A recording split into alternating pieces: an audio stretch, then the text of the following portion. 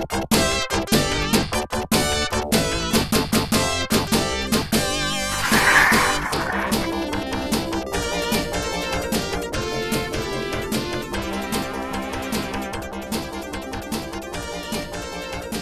so here's the second video on multiplying vectors, right? So this is in our calculus basics type section. You'll find these pop up in, if you have the Larson calculus book, they pop up later. This would almost be a Calc 2, Calc 3 topic. Okay, so the cross product, oh, sorry, I was panning, not penning. Okay, so the cross product is the process of multiplying two vectors and returning a vector, okay, or getting a vector in return, okay? So as opposed to the last video when we did the dot product will return a scalar, okay? The answer is a vector that is at a right angle to the original two vectors, right? So if you think about these vectors are going to create a plane, okay? And so the result is at a right angle to that plane, right? And so the magnitude of the cross product equals the area of the parallelogram with the two original vectors as its sides.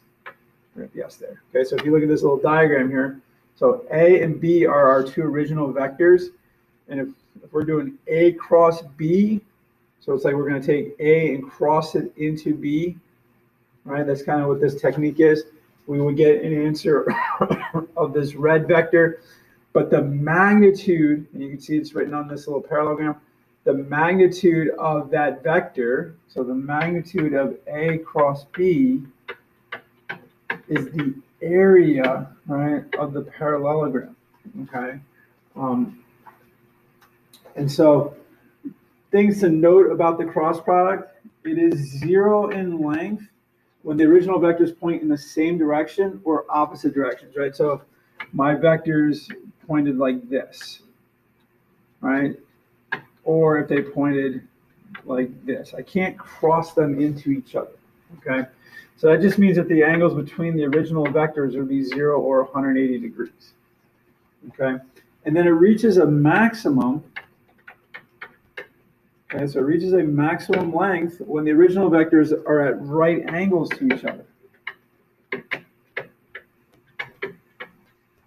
Okay, so it's like I'm trying to close this book, all right? And so to create the maximum length for that book to travel would be when they're at 90 degrees to each other, all right? And there's, just like there were with the dot product, there's two methods or two ways to calculate the cross product. And so the first way is A cross B, right? So this is not multiplication, okay? This is cross product, all right? And so that's going to be the magnitude of A times the magnitude of B, sine of the angle, times, right, a unit vector. Okay, so this n hat, right, is the unit vector that is at a right angle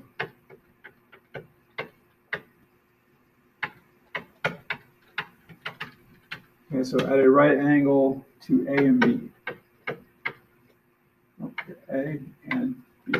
All right, and so essentially the magnitude of A times magnitude of B sine theta is the magnitude of that, and then the n hat, I hat, j hat, k hat, whatever you want to call it, is the unit vector. Okay, so what happens is this method doesn't necessarily give you the direction of the vector, right?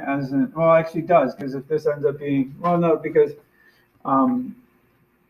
if they give you an angle, right? If they give you theta, and it ends up being a negative number, that means you know you're going to be going down. Okay, so pay attention to the angles given. Okay, the second way to find it is to use a set of formulas, and these formulas come from finding the determinant of a matrix. Okay, I don't know if you guys know how to find determinants of matrices, but so the C, right? So it's like we're saying like vector C, right? So the x component of vector C will be AYBZ times AZBY. Now, most of these will assume um, three-dimensional vectors.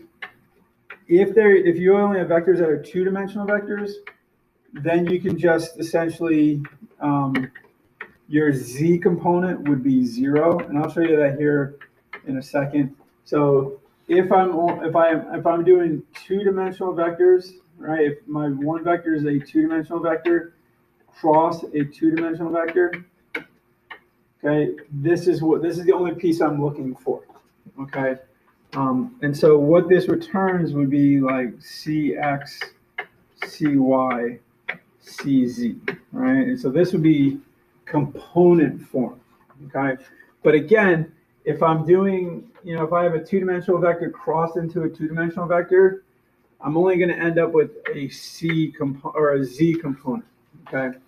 Now, to help determine the direction of the vector, right, the resulting vector, you're going to use what's called the right-hand rule, right? So take your right hand, arrange it as you see in this picture, okay? So to determine the direction, you're going to use what's called the right-hand rule, okay, where your index finger is, finger wrong, is in the direction of A, okay, or in the direction of your first vector, right? Because if we're just if we have different vectors, okay, it's going to change how these are arranged. Your middle finger will be in the direction of B, right? You can see here in the picture, index finger, middle finger, right? A, B, and then your thumb is going to point in the direction of your answer. So if you think about it, your index finger and your middle finger make a plane. The thumb is perpendicular to that plane, okay? So just here are some two basic examples. So here we have vector A has a magnitude of 3, vector B has a magnitude of 4. The angle between A and B is 30 degrees, and N is the unit vector at right angles to both of them. So what is A cross B? So here we're just going to use our formula version.